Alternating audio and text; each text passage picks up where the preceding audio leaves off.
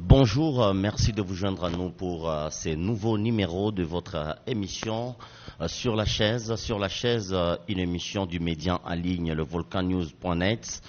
Aujourd'hui, nous parlons de l'éducation avec cette crise qui persiste entre les syndicats et le gouvernement congolais à travers le ministère de l'EPST. Et pour en parler, nous allons recevoir aujourd'hui sur la chaise Madame Julienne Kassilamo, qui est de l'Observatoire indépendant de l'éducation, à qui nous disons bonjour et bienvenue sur la chaise.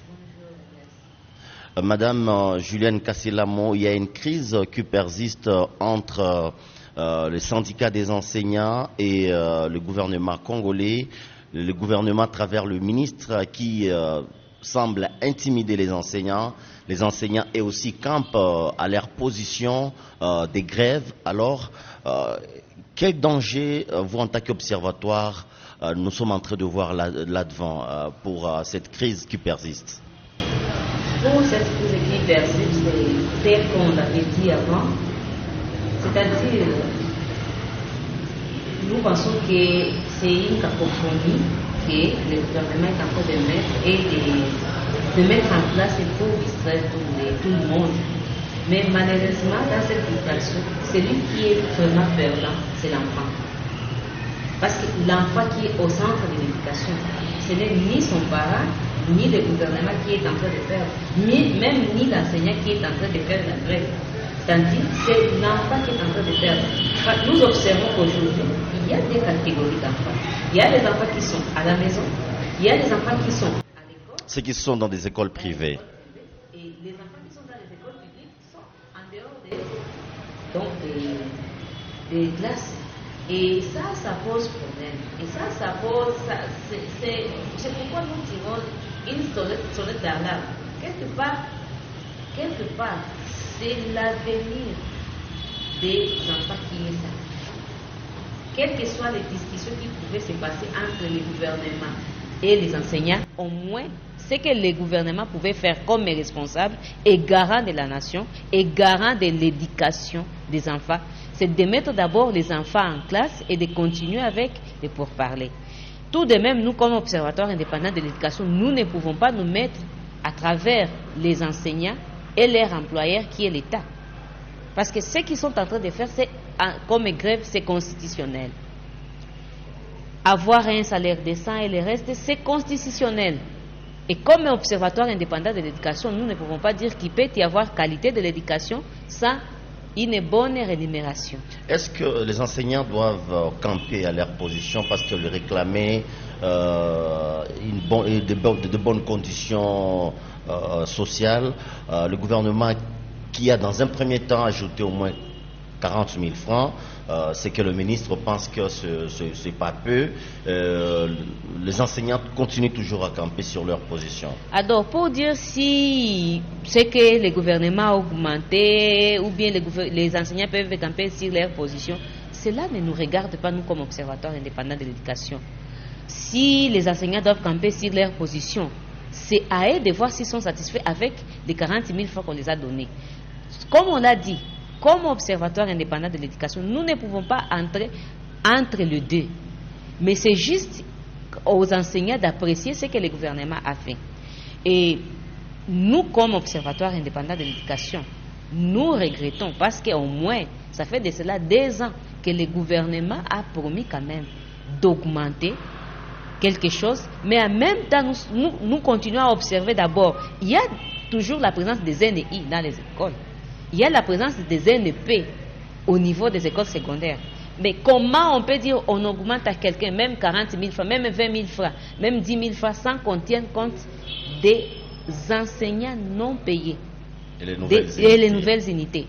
Parce que s'il faut dire que les enseignants rentrent en classe, c'est seulement ceux qui ont reçu les 20 000 francs, bien les 40 000 francs. Mais celles-là qui n'ont rien reçu, les NI, c'est-à-dire on sera obligé de fermer ces portes de classe. Et où iront ces enfants maintenant? Alors la décision prise par le ministre, je sais, vous avez suivi avec moi, désactiver les enseignants qui ne veulent pas être en classe avec les enfants, est-ce que c'était une bonne décision?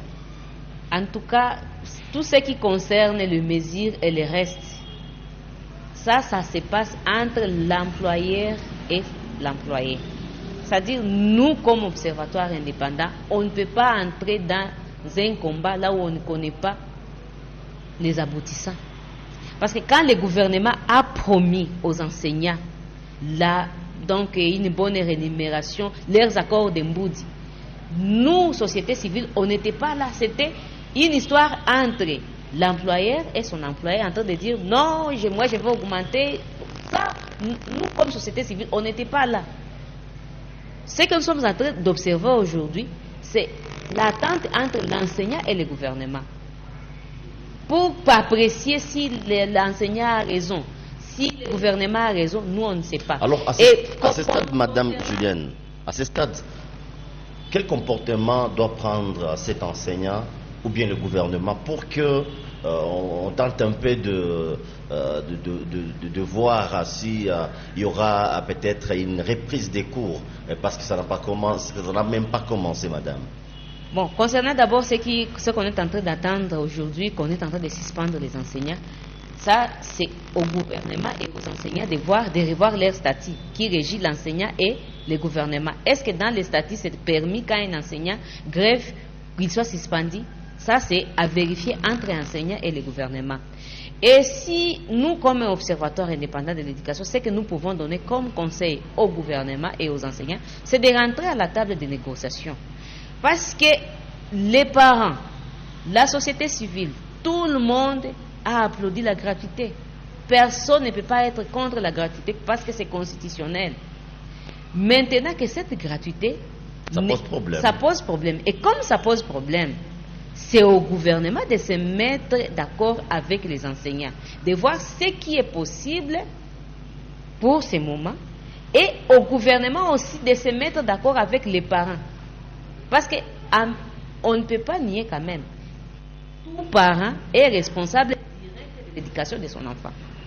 Qu'on demande aussi l'avis des parents. Que pensent les parents par rapport à cette situation? Parce que c'est une situation que nous tous nous sommes en train de traverser. Que pensent les parents? Est-ce que les parents aussi, bon, oui, les parents ont raison de camper sur les positions, de dire, nous observons le gouvernement. Mais en même temps que les parents sont en train d'observer le gouvernement. Mais ce sont les enfants de ces parents qui sont en dehors des classes. Et si ça ne tient pas entre le gouvernement et l'État, que l'État soit honnête de le dire ouvertement, comme il a fait avec les arrêtés et les notes circulaires, pour dire ne payez rien. Que l'État soit juste avec les parents pour leur dire qu'est-ce que nous pouvons faire.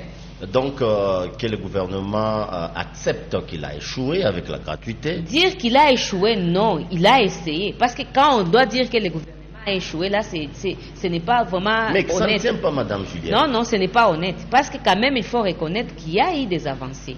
Malheureusement. En quel terme, par exemple? En quel terme? Par exemple, il y a eu quand même certains enseignants qui ont été mécanisés, qui n'étaient pas mécanisés. Il y a eu quand même ajout de quelque chose que même si les enseignants ne reconnaissent pas qu'on n'a pas ajouté, bon, c'est insignifiant pour eux, mais quand même le gouvernement a ajouté au moins quelque chose. Donc, quand on vous entend parler, le problème c'est l'enseignant. Le problème n'est pas l'enseignant. Le problème est pourquoi tout le monde veut détourner l'attention des gens. Le problème, tout le monde sait bien que notre pays ne produit rien. Avec les budgets qu'on est en train de voter, comment voulez-vous qu'on paye un enseignant décemment? Non, ça c'est rêver. Ça c'est rêver. Moi je pense qu'on doit dire la vérité à tout le monde que le gouvernement a déjà fait un effort. Et le gouvernement doit reconnaître ce que les parents étaient en train de faire. Parce qu'à un certain moment, quand le gouvernement a dit je prends en charge la gratuité, le gouvernement a semblé montrer que il ne veut pas que les parents aident. Il ne veut pas que les parents fassent quelque chose. Même les classes que les parents ont construites, nous avons trouvé que le gouvernement ne veut pas reconnaître ces classes des parents. Même les enseignants qui étaient dans les classes des parents, que les parents eux-mêmes ont payé pendant plus de 30 ans. Quand le gouvernement a pris la gratuité en main, il a semblé montrer que toutes ces classes n'ont pas raison d'exister. Et pourtant, dans ces classes, il y a des enfants. Si le gouvernement doit se limiter seulement aux classes, aux salles de classe, ou bien aux arrêtés de 1960, de 1900, je ne sais pas, 90, 94, là où, qui ne tient même pas de l'agglomération d'aujourd'hui. Aujourd'hui, nous regardons l'étendue de la ville de Goma, avec les déplacements et le reste. est-ce que les écoles que nous avons aujourd'hui, ça peut contenir tous les enfants? Non. Donc, c'est-à-dire il faut que l'État soit honnête avec tout le monde et qu'on rentre à la table de négociation, parents, enseignants et gouvernement, parce que les tout, ils sont partenaires incontournables, qu'ils en discutent, qu'ils évaluent honnêtement cette gravité. Au moins pouvoir reconnaître les efforts que l'État a déjà fait, reconnaître les efforts que les parents ont déjà fait, et reconnaître aussi les efforts que les enseignants ont déjà fait. Dans l'entretemps, les enfants sont en train d'acquérir des retards. Parce qu'une fois, le gouvernement, s'il accepte de rentrer à table avec les parents et les enseignants, je vous dis, les enseignants ne vont plus camper sur leur position. Les parents ne vont plus camper sur leur position. Si aujourd'hui les parents sont en train d'observer et même de garder leurs enfants à la maison, ne pensez pas que les parents ne gardent pas leurs enfants à la maison. Les parents sont en train de garder leurs enfants à la maison, en train d'observer ce qui se passe entre le gouvernement et l'État. Oui. Parce que ce qui se passe entre les enseignants et les gouvernements, les parents se disent quoi? Le gouvernement nous a dit de ne rien payer. Alors nous observons. Nous attendons lorsqu'ils vont s'attendre et nous allons envoyer nos enfants. Mais si une fois le gouvernement revient à sa décision et dit les parents, les enseignants, venez, nous sommes partenaires incontournables, est-ce que nous pouvons discuter? Mais en même temps que les enfants rentrent en classe. Mais quand le gouvernement dit je vais discuter seulement avec les enseignants, mais les parents gardent leurs enfants à la maison, c'est pourquoi les enfants ne peuvent pas rentrer en classe. Parce que le gouvernement à sa position. De même, les parents gardent les enfants à la maison. À vous attendre parler, il faut un dialogue franc entre les gouvernements, les enseignants et les parents. C'est ce que nous demandons comme observateur indépendant pour que les choses évoluent mieux. Parce que là, au moins, si une fois il y aura attente entre les enseignants et le gouvernement, attente entre les parents et les enseignants, ou bien attente entre les parents et les gouvernements, pour dire quand même nous avons vu les efforts que vous avez fait, nous pouvons aussi apporter notre contribution à tel niveau. Vous voyez que là c'est franc, non? Et là au moins il y aurait plus de tracasseries comme on a observé pendant ces 2 ans. Les 2 ans que nous venons de passer de gratuité, nous avons vu des chefs d'établissement qu'on a arrêtés, on a vu des chefs d'établissement qu'on a suspendus et tout consort. Pourquoi continuer dans cette hypocrisie? Quand le gouvernement sait bien qu'il a déjà mis des arrêtés pour dire ne payez rien, mais en même temps, il y a des arrangements qui se font là, en bas, entre enseignants et parents, et aux yeux de tout, et aussi de tout le monde le sait. Le gouvernement sait très bien qu'il y a ce qui s'arrange pour que les enfants puissent étudier. Bon, si ce n'était pas l'arrangement des parents et enseignants l'année passée, les 2 ans n'allaient pas tenir. Les 2 ans n'allaient pas tenir.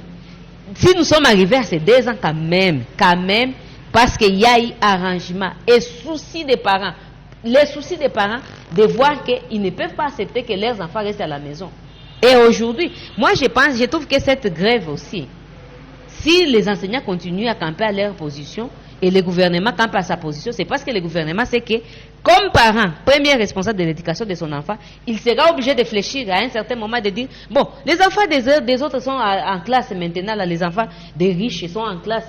Mais pourquoi moi aussi je ne peux pas m'arranger avec l'enseignant là, à côté, pour que j'envoie mon enfant à l'école? Et pourquoi le gouvernement veut entendre que les parents s'arrangent au lieu d'accepter que moi j'ai déjà fait des efforts comme gouvernement et que les enseignants acceptent aussi que le gouvernement a déjà fait quand même un effort et que les parents comme un troisième partenaire incontournable de l'éducation peut apporter quelque chose. C'est quelque chose qui est là, qui est visible. C'est vrai, ça va faire mal, mais c'est visible. Mais au lieu de cacher, peut-être, bon, je ne sais pas, si le ministère rend vraiment rapport à qui des droits, à la personne qui a voulu que cette gratuité soit vraiment réelle et effective. Parce que s'il donnait vraiment rapport, on sait bien qu'avec notre budget, ça ne peut pas tenir. Soit qu'on met des taxes sur l'éducation, quelque chose qui peut aider tant soit peu. Mais on nous a dit que des taxes qu'on nous soutire dans nos téléphones, ça nous aide pour la gratuité. Bon, Concernant les taxes qu'on a dit, moi je ne voudrais pas entrer dans ce débat-là. Parce que aux yeux aussi de tout le monde, même partout au monde, les débats se passent aussi sur les réseaux sociaux, ça se passe à la télévision en direct, mais il n'y a pas de justification par rapport à cet argent. Et nous, comme observatoire indépendant, on ne peut pas entrer là-bas. Parce que ça, c'est une affaire, je ne sais pas si c'est des détournements, donc on ne veut même pas entrer dans cette histoire. Merci face à nos caméras, parce que nous sommes en train de finir cette émission. Julienne Kassilamo, je rappelle que vous êtes de l'Observatoire indépendant de l'éducation. Face à nos caméras, la vraie solution, Madame Julienne, en bref, la vraie solution pour que les enfants rentrent enfin à l'école. La vraie solution qui reste, c'est la franchise. La franchise que le gouvernement va apporter dans l'évaluation des 2 ans de gratuité. Parce que nous avons vu, juste une semaine avant la rentrée, on appelle les enseignants, les syndicats pour aller à Kinshasa, pour aller dire c'est maintenant qu'on veut voir ce qu'on peut faire parce que c'est la rentrée. Non, la franchise. Au moins que ça dure 1 mois que les enfants ne sont pas en classe, mais que la franchise, donc que ça soit vraiment un dialogue franc entre les gouvernements, les enseignants et les parents, pour voir le niveau quand même des avancements par rapport à cette gratuité. Quand même, il y a eu des efforts, il y a eu des efforts de part et d'autre. Oui, nous sommes arrivés à la fin de ce nouveau numéro de votre émission Sur la chaise. Merci Madame Julienne Kassilamo d'accepter notre invitation sur la chaise. Merci aussi. Mesdames et messieurs, partagez ces vidéos, likez et surtout abonnez-vous à notre chaîne YouTube. On se retrouve à la prochaine pour d'autres numéros.